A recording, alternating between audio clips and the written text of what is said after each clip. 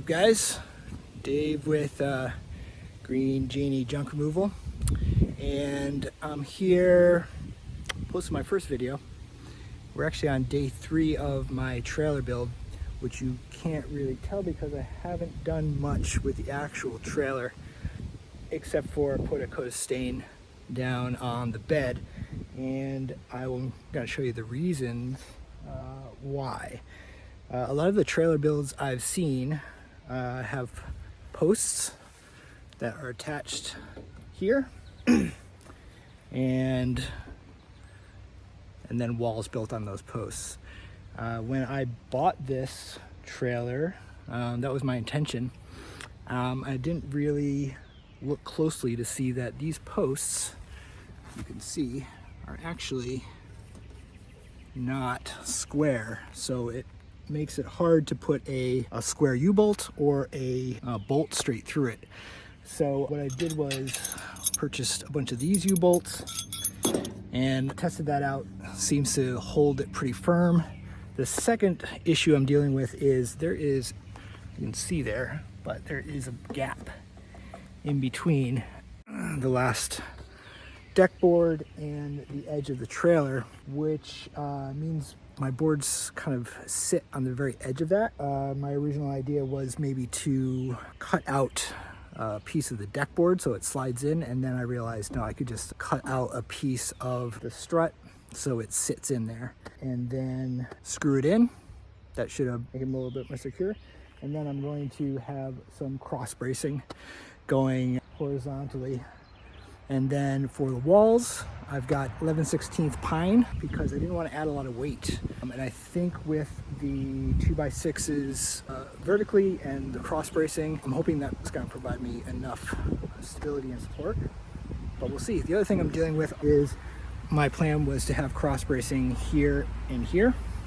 And I've got these little things here, which are on the inside. So I'm going to find some ways to work around that. All right, I'm going to take you inside and show you what I've got done, and then show you what I'm working on today. All right, so since the deck boards they're all consistently the same thickness, but they're different widths from the edge of the rail, I went around the entire trailer and drew up the difference in width. Because my plan is to notch out the width from the bottom of each of the vertical struts, so it sits in between the trailer deck and the edge. There we go.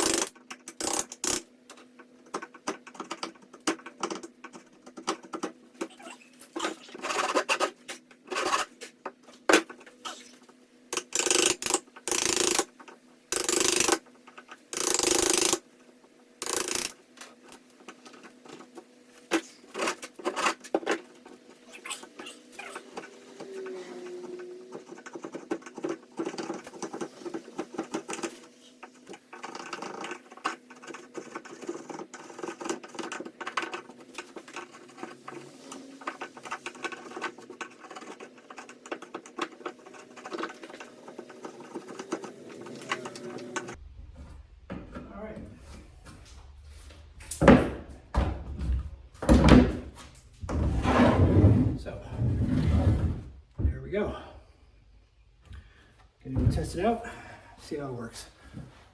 All right, here we are. Finished product, as you can see, notched in there. You can see that. Fits perfect. And so I will center this a little bit better, make sure it's straight, and then drill the holes for the U-bolts. Have 2 of them going here, and then have cross bracing between these 2. I did not quite get as far as I wanted to. I was hoping to have all of these secured, but I did get them all notched out and in. As you can see, that they're notched out so that they fit flush against the bottom of the trailer in between the space here. I did get this one with the D-rings set up, and we got that bracing countersunk into the floor there, so this thing is not going anywhere. So that's my next step for today, is to do that on the rest of these. I think I've changed my mind about this one here on the end, because I don't have anything in the corner here.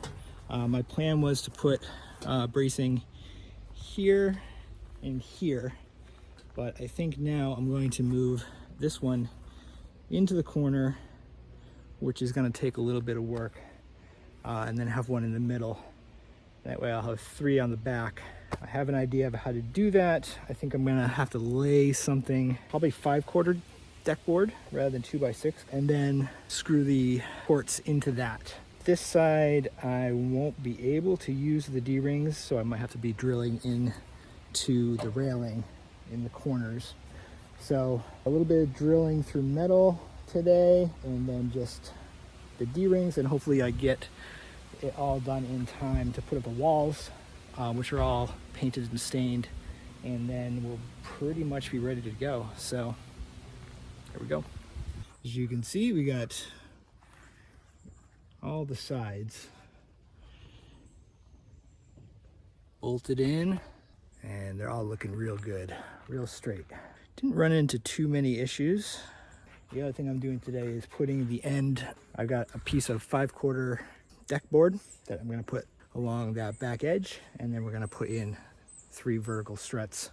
We're going to screw through the railing on the corners, and then use the D-rings on the center one, and then screw them into that 5/4 deck board, which is also going to be screwed into the floor. And then I get to put up the walls, and I think I should be getting that all done today. Measured the walls, so a nice 8-foot piece of plywood is going to come right to the center of this, and then I'm going to cut the last one exactly to the end here. Still not sure what I'm going to do with the back. I think I'm going to get a piece of plywood for this, just so I can put on the back side some advertising, so when people are behind me, I get some free advertising. That's not really that important right now. Most important thing for me today is get those supports up, get the walls up, and pretty much get going, because I've got a potential job lead that I want to get on as quickly as possible. So we will get on that. Hello everybody, David with Green Genie Junk Removal, and been working hard on the trailer you see behind me. Stopped videoing a bunch of the steps because I really wanted to just bang through it, but I'm gonna take you through what I've done and give you a little tour. And last thing, finishing touches I'm putting on today is just gonna mark the trailer with the halfway, quarter, and eighth marks along the trailer, so it's easy to show customers and clients how much junk has been removed or what the load is, and then compare that to my price sheet. So let me show you what we've done. All right, so first on the outside, you can see all the panels are up, all painted black, everything screwed in. I think eventually, right now I've got a lot of screws in there, they're all painted black. I think eventually I will be changing those out with bolts just to be safe, but right now it's really sturdy. It's been holding up. On the outside, I painted all the wood black. Everything is cross braced in.